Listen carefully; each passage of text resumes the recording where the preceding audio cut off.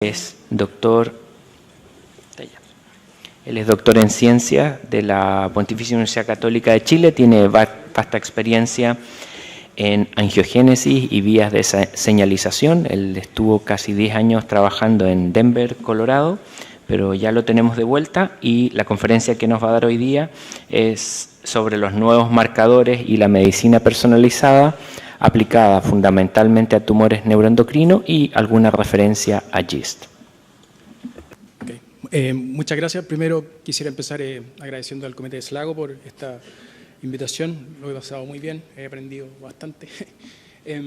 Y bueno, tal como dice Marcelo, yo soy científico, así que voy a hacer un poco un golpe de timón aquí y voy a partir sin conflictos. Y voy a partir contándoles sobre los tumores neuroendocrinos. Ellos, bueno, están divididos básicamente en los segmentos del tracto digestivo embrionario, en anterior, medio y posterior. Y aquí a la derecha pueden ver la frecuencia de cada uno de estos tipos de tumores neuroendocrinos. Veamos que el más frecuente por lejos es en el intestino delgado, más del 50%, seguido por pulmón y páncreas principalmente. Algunos otros órganos y las metástasis, como ya nos mencionaron varias veces, son principalmente hígado, pulmón y hueso, específicamente en ese orden. ¿Okay? ¿Qué podemos decir sobre los tumores neuroendocrinos? Bueno, esto ya no parece mucho una novedad, son altamente heterogéneos, que ya lo sabemos, básicamente todos los tipos de cáncer que conocemos son altamente heterogéneos, lo cual genera un problema, sobre todo para el manejo clínico y para el diagnóstico. Algunos de estos tumores neuroendocrinos son caracterizados por exceso de hormonas, péptidos o aminas. ¿Ya? Tenemos ahí a los insulinomas, gastrinomas, ¿cierto? En general, hay algunos que tienen alta producción de algunos productos bioactivos que están poco caracterizados, lo cual también dificulta un poco el manejo de esos pacientes. En general se denominan funcionales cuando tienen un producto bioactivo que está relacionado a la alteración que se produce en esos pacientes. ¿Ya? Pero también pueden llamarse no funcionales cuando no tienen una sintomatología clara. En este caso, quiero resaltar a los tumores pancreáticos. ¿Ya? Ellos pueden generar una serie de problemas en los pacientes, entre ellos obstrucciones, sangramientos o incluso llegar al deceso del paciente. Con respecto a la prevalencia de los tumores, bueno, estamos en una sesión de tumores poco frecuentes. Sin embargo, tal como dijo Marcelo, pese a ser considerados tumores raros, la incidencia de estos tumores ha ido en aumento. Les quiero mostrar un par de números. Este es un estudio que se hizo en Estados Unidos con una cohorte de más de 35.000 personas, pacientes en este caso. Desde el año 73 hasta el año 2004 hubo un aumento de casi 3 veces en la incidencia de tumores neuroendocrinos. De manera similar, un estudio en Ontario, en Canadá, también realizó algo parecido entre el 98 y el 2009, en donde hubo un aumento de más de 2 veces, por lo cual hay un claro aumento de la incidencia de tumores neuroendocrinos. ¿Ya? Esto es simplemente un gráfico donde les quiero mostrar los mismos datos del primer estudio. ¿Ya? Este estudio de 35.000 personas. Y veamos que en azul están, digamos, todos los tipos de cáncer y en rojo están los tumores neuroendocrinos. O sea, claramente hay un aumento drástico en la incidencia. Con respecto al manejo clínico, este va a depender, de una serie de criterios y existe una serie de opciones. Ya hemos visto varias de los doctores que han presentado antes de mi presentación. Allí podemos encontrar sobre todo bloqueadores del receptor de somatostatina, radioisótopos que pueden estar dirigidos, inmunoterapias con interferón, quimioterapias, drogas específicas, radiación, métodos radiológicos un poco más intervencionales, ¿cierto? Y por cierto, cirugía, que en algunos casos puede llegar a ser incluso curativa. ¿Okay? Con respecto a cómo seguir un tumor, la imagenología se ha catalogado como útil en el control rutinario de estos tumores. Sin embargo, el problema que se presenta es que muchos de estos pacientes tienen una expectativa de vida de incluso 10 años o más. Por lo tanto, es un problema práctico para los pacientes que tienen que estar haciendo un seguimiento de esos tumores. Por lo tanto, esto es lo que nos plantea una necesidad de biomarcadores. ¿Ya? En esta diapositiva les quiero mostrar en la parte superior una línea de tiempo aproximadamente los años 50 hasta el 2015, en donde están graficados todos los avances en medicina importantes en la parte de arriba. No es necesario que los lean, está un poquito difícil de leer. Y abajo algunos de los biomarcadores que se han ido utilizando en el tiempo para tumores neuroendocrinos. Quiero resaltar a cromogranina A, que ha sido, digamos, uno de los más exitosos y uno de los más utilizados incluso hasta el día de hoy. Cromogranina A es una proteína que es una granina, forma parte de los gránulos de secreción, y como estos son tumores neuroendocrinos que están, digamos, constantemente secretando, se ha utilizado como un marcador bastante bueno para el seguimiento de los pacientes. Sin embargo, como todo biomarcador, cromogranina tiene sus pros y sus contras. ¿Okay? En cuanto a los pros, bueno, ya les dije, está presente en gránulos de secreción, ¿cierto? Una de las ventajas es que puede ser medida en plasma, en suero, por lo tanto es de fácil acceso. Tiene una buena correlación con el tamaño tumoral y la sobrevida de los pacientes, y tiene sobre todo una alta sensibilidad, que puede llegar incluso hasta el 90%. En cuanto a los contras, el principal contra es esto, la especificidad. Su especificidad es menos del 50%, y esto viene dado por la cantidad de falsos positivos que pueden aparecer. Cromogranina también está elevada en algunos casos de falla renal, enfermedades cardíacas, algunos tumores que son no neuroendocrinos, o en el caso de que el paciente esté utilizando algún fármaco, como por ejemplo inhibidores de la bomba de protones. ¿Okay? Todo esto aumenta la cantidad de cromogranina y pueden aparecer como positivos. El otro problema es que la mayoría de los ensayos están basados en anticuerpos, por lo tanto va a depender mucho del anticuerpo que sea utilizado, y por lo tanto es un ensayo que está, digamos, no completamente estandarizado, y va a depender mucho del laboratorio que lo está realizando. Quería decirles que, no sé, a los que vinieron ayer a la presentación de Yasna, ella de nuestro grupo, y presentó algunas evaluaciones de cromogranina en pacientes. Pensé que ella presentaba hoy día, pero presentó ayer, así que a los que lo vieron, muy bien. Okay. Ahora les voy a contar sobre algunos consensos que se llegó el año 2015 sobre tumores neuroendocrinos. Sobre todo se plantea la búsqueda de biomarcadores nuevos, ¿ya? De alta sensibilidad y alta especificidad, ojalá 80 y 90% respectivamente. Eso se exige para que sean biomarcadores efectivos. Con respecto a la imagenología, se considera que es el mejor, por lo menos hasta la fecha, forma de monitorear. ¿Okay? Se aceptan mediciones de CT o resonancia magnética como imagenología. Además, lo más efectivo es este PET galio, que es lo que estamos utilizando actualmente. Respecto a la histopatología, se acepta que la inmunohistoquímica para cromogranina es de alto valor para el diagnóstico todavía, confirmando lo que les dije anteriormente. La evaluación del índice mitótico, aquí lo vimos, varios de los doctores también presentaron a KI67, es de alto valor, pero es muy variable. Las recomendaciones del consenso es que la tinción de KI67 sea evaluada por un software, ojalá por algo que sea más objetivo, más allá del ojo del patólogo, que es bastante útil, pero puede también tener ciertas variaciones dependiendo del ojo de la persona que lo está evaluando, ¿cierto? En el mismo plano, altos niveles de KI67 son buenos predictores también de recurrencia. Otros biomarcadores que están actualmente utilizados, sobre todo plasmáticos, son pancreastatina, serotonina, que pese a ser utilizados, no tienen una buena correlación con la agresividad o el índice mitótico del tumor. ¿Okay? Una de las aproximaciones nuevas que nosotros estamos planteando es el uso de células circulantes tumorales, ¿ya? O lo que se llaman las CTC. ¿En qué consiste la CTC? Este es un esquema que les muestra más o menos cuál es el principio.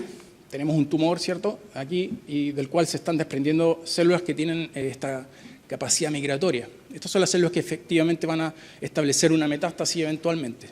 Y lo que se hace es que se monitorea la aparición de estas células en el torrente sanguíneo. Estas células eventualmente se van a unir a un segundo sitio, una metástasis distante que se va a llamar, y van a colonizar otro órgano.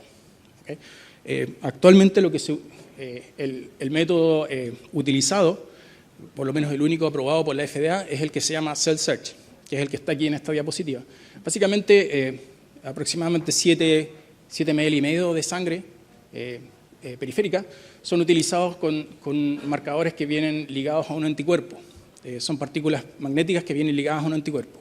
Y lo que se utiliza es 3 anticuerpos, CD45, un anticuerpo contra EpCAM, que es una molécula de adhesión celular epitelial, y una pancitoqueratina. Y lo que se hace en un principio es separar los leucocitos que son positivos para CD45 y las células que quedan son las que se cuentan. Es decir, son positivas para EpCAM y positivas para pancitoqueratina. Como les dije, este hasta donde yo sé, es el único aprobado por la FDA. Usa 7 ml y medio de sangre extraída del paciente, sangre periférica. Y son, bueno, esos 3 anticuerpos. Les quería mostrar también un par de artículos sobre CTC en tumores neuroendocrinos. Este es un artículo del año 2016. Lo que hicieron fue categorizar a los pacientes según si poseían nivel 0 de CTC o más de 0. ¿Ya? Claramente esto está directamente ligado a la sobrevida total, sobrevida global de los pacientes. Es súper marcado esto. Y esto fue en línea basal. Y a la derecha pueden ver los datos después de a los pacientes que tenían 0 CTC, después de una ronda de tratamiento también. Es otra cosa importante. Las CTC se utilizan como monitoreo de respuesta al tratamiento. Como Marcelo también me aconsejó que hablara un poco de GIST, también hay un trabajo en CTC en GIST. ¿Ya? Este trabajo es un poquito diferente. Lo que usan es un marcador de CTC más que la CTC directamente. Pero también encuentran una correlación, aunque en el borde, significativa. Es decir, los pacientes que eran negativos para CTC tenían una mejor sobrevida libre de enfermedad con respecto a los que eran positivos. ¿Okay? Con respecto al futuro, bueno, los biomarcadores se pueden categorizar en 3 tipos, tipo 0, tipo 1 y tipo 2. Básicamente el tipo 0 es el que nos habla de la historia natural de la enfermedad, el tipo 2 que nos va a determinar va a estar correlacionado con la respuesta al tratamiento o alguna droga, y el tipo 3, que son los que se llaman los sustitutos de endpoints clínicos. Hoy en día se buscan de 2 tipos, monoanalíticos, que son básicamente los que están disponibles hoy en día, entre ellos cromogranina, serotonina, CTCs, pero hoy se aboga más por los que son multianalíticos, es decir, los que llevan a una aproximación que es genómica, ¿ya? Y eso es lo que se busca actualmente. ¿Ya? Entre ellos, algunos nuevos han sido CCN2 y PNMA2, que son biomarcadores nuevos que están en preclínica, pero aún no se utilizan en pacientes. Otra cosa que quería hablarles de estas aproximaciones que son multianalíticas son los microRNAs. Este es un esquema que muestra básicamente en qué consisten los microRNAs. En términos simples, tenemos RNA, ¿cierto?, que son codificados por el DNA genómico. Estos son transcritos a RNA mensajero que producen una proteína. ¿Ya? Y por otra parte, tenemos microRNAs codificados también en el DNA genómico. Estos son RNAs pequeños, de una hebra, y que lo que van a hacer es que se van a unir a ciertos RNAs mensajeros específicos. Esta unión lo que hace básicamente es bloquear la traducción y finalmente baja los niveles de ciertas proteínas. Es el principio en que se basan los microRNAs. Este es un trabajo en lo que se testeó la eficacia de MIR21. Los microRNAs se abrevian como MIR y se les asigna un número.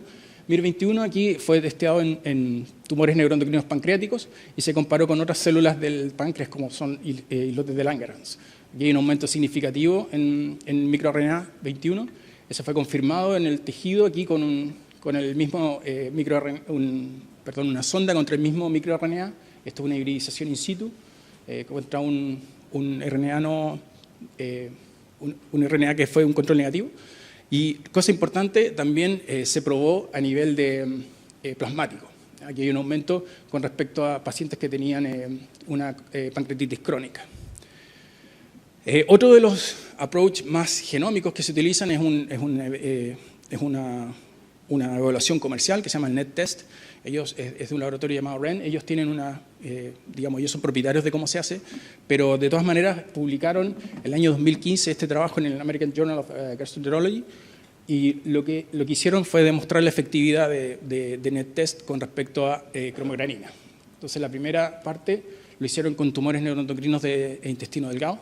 Ellos dicen que es básicamente 100% de efectividad con respecto a cromogranina, que como les dije es poco más del 50%. Eso lo hicieron con tumores intestinales que no eran neuroendocrinos, y claramente el NET-TEST reconoció casi todos como falsos, digamos, en desmedro de cromogranina. Esto Algo similar se hizo con tumores neuroendocrinos pancreáticos, también superó con creces NET-test a cromograninina A, también en los negativos. También se utilizaron controles positivos. Por lo tanto, NET-test todavía es un método cuantificable que puede ser utilizado como biomarcador. Finalmente les quiero hablar sobre un trabajo. Este es un trabajo de Nature del mes anterior. También es un approach genómico. Estos investigadores lo que hicieron fue hacer secuenciación completa de aproximadamente 100 pacientes de tumores neuroendocrinos pancreáticos en este caso, a través de una variedad de técnicas. Y lo que voy a hacer es que les voy a mostrar algunos de los resultados más relevantes. Primero, ellos encontraron una serie de mutaciones en un gen que estaba descrito previamente, se llama MUTI-H1. Este gen es un gen que está encargado de reparación del DNA, y lo que encontraron fue una serie de mutaciones nuevas que están aquí arriba, ¿ya? En dos cohortes que ellos utilizaron para este estudio. En todos los casos hubo una pérdida de heterocigosidad, y este es un subtipo de tumor neuroendocrino pancreático nuevo que se encontró en este estudio. ¿Okay? Otra de las cosas que llamó la atención es que muchas de estas mutaciones estaban en la línea germinal de los pacientes, lo cual también era un hallazgo nuevo. Segundo, encontraron también un par de fusiones génicas. Estas son fusiones que generan activación de algunos tipos de cáncer, sobre todo en este gen EWSR1, que es vinculado con el sarcoma de Ewing. Y este gen lo que encontraron fue fusiones con otros dos genes que son BEN2 y FLH1. Aquí está mostrada la secuencia, el punto de quiebre donde ocurrió la fusión. Se hizo un análisis de hematoxilina eosina. En el recuadro pequeño pueden ver la cromogranina A, que en todos los casos está elevada. También se evaluó CD99, que es un marcador de sarcoma de Ewing. En muchos de los casos fue negativo. Y se confirmó la fusión por inmunoionización in situ fluorescente con FISH. ¿Ya? Vemos que en muchos de los casos se ve claramente fusión de algunos de estos genes por sonda marcada con fluorescencia. Finalmente, lo que hacen en este estudio es realizar una especie de paisaje, o no sé, paisaje genómico, algo así como un paisaje genómico. Quiero que vean en la figura que cada uno de los genes que fue analizado se obtuvo alteraciones en el número de copias de cada uno de estos genes y una tasa de mutación somática de cada uno de estos genes. ¿Ya? Los porcentajes de casos están puestos en cada uno de estos recuadros, y en el caso que son inactivadoras están en azul, en el caso de que son activadoras están en rojo. Entonces, lo que hicieron fue partir por MEN1. MEN es un gen frecuentemente mutado en tumores neuroendocrinos, como podemos ver, y está inactivado en este caso. Entonces, lo que hicieron fue ver cuál era, digamos, la interacción con sets de genes. Y uno de los primeros, como tenían este antecedente con MUTI-H1, son genes de reparación de DNA. Y efectivamente, MUTI-H1, que está acá, tenía estos casos que son de línea germinal, y todos estos estaban, digamos, inactivados. En el caso de algunos genes que son de modificaciones de histonas, de cromatina en este caso, o de largo de los telómeros, también son genes que están principalmente inactivados. Y ellos tenían el antecedente que hay un cierto grupo de pacientes que tienen alteraciones en la vía de mTOR, y por lo tanto analizaron genes vinculados a la vía de mTOR. Y ahí fue donde, este es mTOR, ¿cierto? PI3 quinasa, PTEN, AKT y mTOR son reguladores de todos estos parámetros celulares, ¿cierto? Y vieron que efectivamente algunas de esas fusiones participan en la activación de PI3 quinasa. PTEN está en un porcentaje importante inactivado. También algunos otros inactivadores de la vía mTOR, y también algunos genes de la esclerosis tuberosa, que estos son también mutuamente excluyentes con los con PTEN, por ejemplo.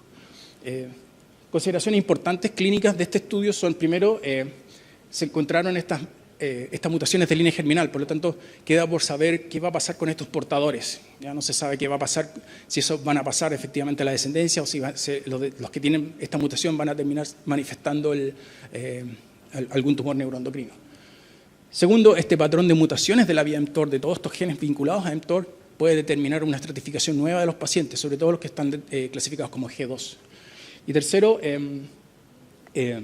estos mecanismos nuevos que activan mTOR, por ejemplo, algunas de esas fusiones que les mostré, podrían ayudar a encontrar nuevos biomarcadores que pueden ayudar a clasificar a los pacientes para un tratamiento, por ejemplo, con everolimus. Sabemos que everolimus tiene una buena respuesta en un grupo de pacientes con tumores neuroendocrinos pancreáticos. Y para terminar, algunas conclusiones generales de esta presentación. Primero, dado su incidencia, obviamente requerimos mayor investigación en tumores neuroendocrinos. Ya les mostré que hay un aumento, no sé si alarmante, pero importante de tumores neuroendocrinos en los últimos, digamos, 20 años. También, pese a que tiene baja especificidad, cromograninina A todavía se mantiene, tiene cierta utilidad clínica debido a su alta sensibilidad. Y finalmente, las aproximaciones que sean más bien genómicas son las que van a aportar estos nuevos biomarcadores de alta especificidad, ¿ya? Y eso es lo que estamos buscando a futuro. Hay resultados promisorios que les mostré con microRNA, pero sin duda van a haber más estudios que van a hacer análisis genómicos integrales que pueden entregar mejores biomarcadores. Muchas gracias.